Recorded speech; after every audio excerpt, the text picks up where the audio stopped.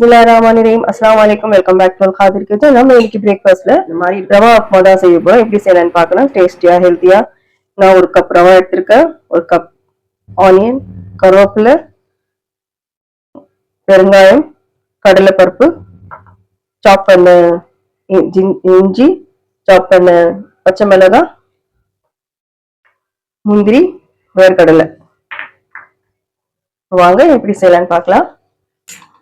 வறுத்த வேர்க்கடலை எடுத்தாக்கா இந்த மாதிரி வறுக்க தேவையில்லை, அப்படியே நம்ம யூஸ் பண்ணிக்கலாம். இப்போ வேர்க்கடலை நல்லா வறுபட்டுருச்சு. தோல் பாருங்க தனித்தனியாக வருது பாருங்க. இந்த ஸ்டெமிட்ஸில் ஸ்டவ் ஆஃப் பண்ணிட்டு நான் வந்து அயன் கடாய் எடுத்திருக்கேன். இதுதான் புதுசாக எடுத்து இப்போதான் யூஸ் பண்ண போகிறேன். அதனால நல்லா எப்போவுமே எடுத்தாக்கா நல்லா ஸ்க்ரப் பண்ணி வாஷ் பண்ணி வச்சுக்கணும். அதுக்கப்புறம் இந்த மாதிரி நல்லா ட்ரை ஆகிட்ட பிறகு கொஞ்சம் எண்ணெயை ஊற்றி நல்லா காய்ச்சிட்டு அது எண்ணெயை மூவ் பண்ணிட்டு திருப்பியும் வேற எண்ணெய் போட்டு யூஸ் பண்ணணும். எண்ணெய் சூடாயிடுச்சு. இப்போ கடுகு உளுத்தப்பருப்பு போட்டுக்கலாம். எப்பவுமே உப்புமாவில் கடலைப்பருப்பு அதிகமாக போடணும், அப்போதான் டேஸ்ட்டு நல்லா இருக்கும். ஒரு ஸ்பூனு, 2 ஸ்பூன் முந்திரியும் போட்டுக்கலாம்.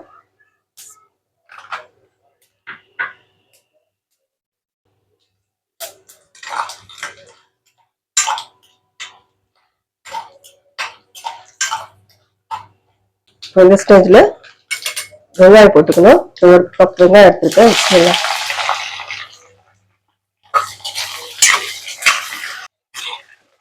முந்திரி எல்லாம் நல்லா வறுபட்டு வச்சு பாருங்க. நல்லா இந்த கோல்டன் ப்ரௌன் கலர் வந்த உடனே நம்ம ஆனியன் போட்டுக்கணும். ஆனியன் சேர்த்துட்ட உடனே ஒரு கண்ணாடி பதத்துக்கு வரணும், அது வரைக்கும் நல்லா வதக்கணும். ஸ்டேஜ்ல இந்த கருவேப்பிலை சேர்த்துக்கிறேன். வெங்காயம் சேர்த்தவொடனே கருவேப்பிலை கூடவே சேர்த்துக்கணும். அந்த ஸ்மெல் நல்லா அந்த ஸ்மெல்லோட அந்த டேஸ்டும் நல்லா இருக்கும் சாப்பிடும்போது. சாப் பண்ணி வச்சிருக்கேன் ஜிஞ்சரும் பச்சை மிளகாவும் சேர்த்துக்கிறேன். வறுத்து வச்ச வேர்க்கடலையும் நான் சேர்த்துக்கிறேன். வெங்காயம் கூட சேர்த்துக்கிறேன்.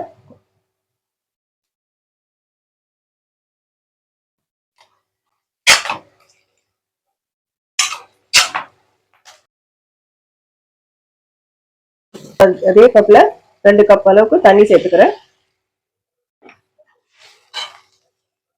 சால்ட் சேர்த்துக்கணும் தேவையான அளவுக்கு. நான் 1 கப் ரவை எடுத்திருக்கேன். இதே கப்ல 2 கப் தண்ணி ஊற்றினேன். இப்போ இது வந்து ரோஸ்டட் ரவை. அப்படி வறுக்காத ரவை இருந்தாக்கா கொஞ்சம் ரோஸ்ட் பண்ணிக்கோங்க. அப்படியே போடுறேன்னா ரோஸ்ட் பண்ணது ரவை இது.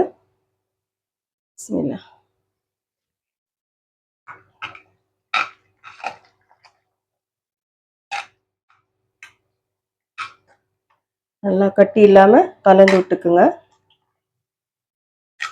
சிம்ல வச்சு கலக்கணும். நல்லா தெளிக்கும் அது.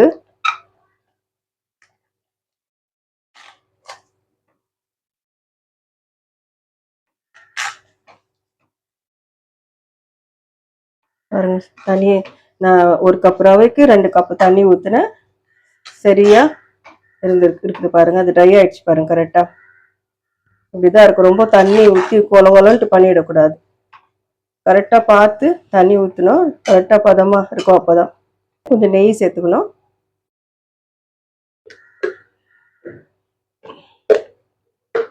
ஸ்டவ் ஆஃப் பண்ணிடணும். ஸ்டவ் ஆஃப் பண்ணிட்டு இந்த நெய் சேர்த்து கலந்து விட்டுக்கோங்க. அவ்வளோதான்.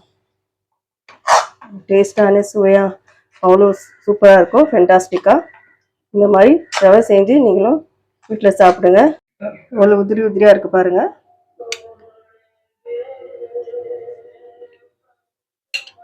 இந்த மாதிரி இருக்கும். அதான் அவ்வளோ டேஸ்டா சாப்பிடும்போது கேட்டு சாப்பிடுவாங்க. இந்த மாதிரி உப்புமா செஞ்சாக்கா.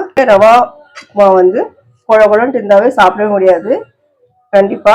அதனால இந்த மாதிரி உதிரி உதிரியா செஞ்சு நம்ம சாப்பிடும்போது அவ்வளோ டேஸ்டா இருக்கும். இப்போ சாப்பிடாதவங்க கூட கேட்டு வாங்கி சாப்பிடுவாங்க. அந்த மாதிரி டேஸ்டா இருக்கும். இதே மாதிரி நீங்க உப்புமா செஞ்சு நீங்க வீட்டில் செஞ்சு சாப்பிடுங்க, என்ஜாய் பண்ணுங்க. இந்த ரெசிபி பிடிச்சிருந்தா லைக் பண்ணுங்க, உங்க ஃப்ரெண்ட்ஸ் அண்ட் ஃபேமிலிக்கு ஷேர் பண்ணுங்க. வேற ஒரு ரெசிபியோட உங்களை சந்திக்கிறேன். தேங்க்யூ.